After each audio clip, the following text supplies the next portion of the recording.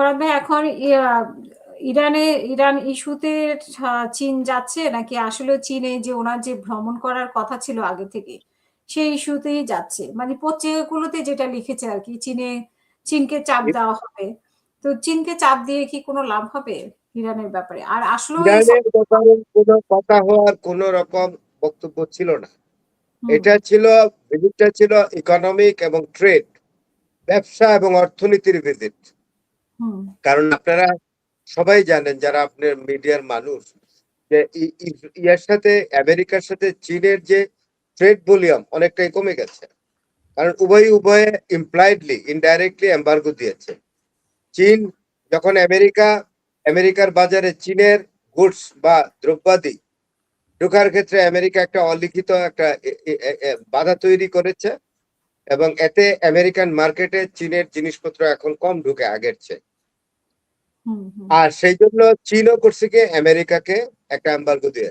Chinese মার্কেটেও এখন American যে কিছু জিনিস আছে খুবই হুম, দরকারি জিনিস, আমেরিকা এটা দরকার হয় চায়না থেকে নিতে হয়। সেই হুম, র মেটেরিয়ালস আছে অনেকগুলো, গাড়ি তৈরির জন্য যে র মেটেরিয়ালস তৈরি ওইদিকে চায়না থেকে নেয়। চায়না এই বাজারটা ছোট করে দিয়েছে।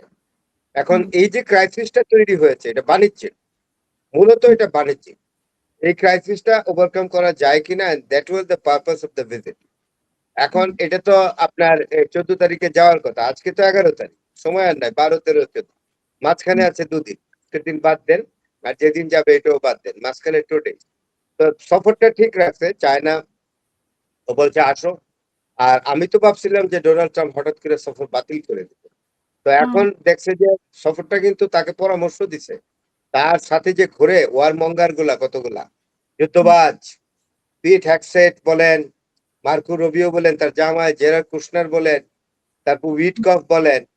তো এইগুলা পরামর্শ দিচ্ছে যে আপনি বস, আপনি যান, আপনি চীনে যান, গিয়া ওই ইরানের ব্যাপারে আলাপ করেন। ইরানের ব্যাপারে আলাপ চায়না শুনবে না, কারণ Iran is the life line of Chinese industry. Iran এখন একচাটিয়া তেল চায়নাকে দিচ্ছে এবং হুম, ভালোভাবে যাতে দিতে পারে।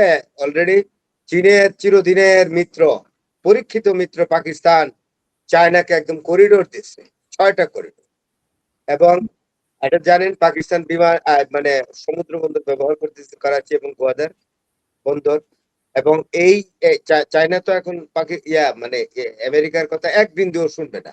আমেরিকার কথা শুনে চায়না ইরানের প্রতি যে চায়নার যে অবস্থান বা সমর্থন এটা এক বিন্দুও কমাবে না।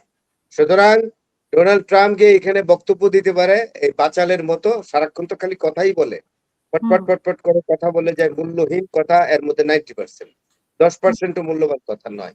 এগুলো গিয়া বললে এই চাইনিজরা খুব ভালো ফিল করবে না, কমফোর্ট ফিল করবে না।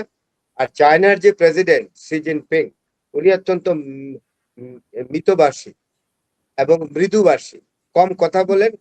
হ্যাঁ, শোনেন বেশি, কথা বলেন কম। ডোনাল্ড ট্রাম্পের এই বাচালতা যে ওনাকে মুগ্ধ করবে না, বিরক্ত করবে বলে আমি মনে করি। ধন্যবাদ।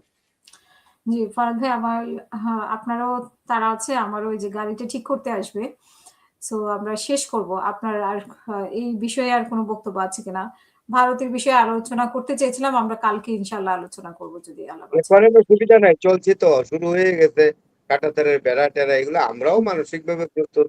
আমরা যতটুকু জানি আমাদের বর্ডার সিকিউরিটি ফোর্সও অ্যালার্টে আছে, সরকার যথেষ্ট সজাগ আছে। এবং ইতিমধ্যে খলিল খলিল সাহেব, আমাদের পররাষ্ট্র মন্ত্রী খলিল ভাই, ইয়াতে গেছে, চায়নাতে গেছে, এটাতেও তাদের মানে অসন্তুষ্টির একটা কারণ।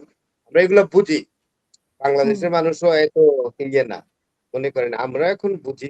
আমরাও আন্তর্জাতিক রাজনীতি নিয়ে খেলা করি, কোথাকার জল কোথায় যাবে we know it, okay, it's all right. আগামীকালের জন্য আমরা প্রস্তুত থাকলাম।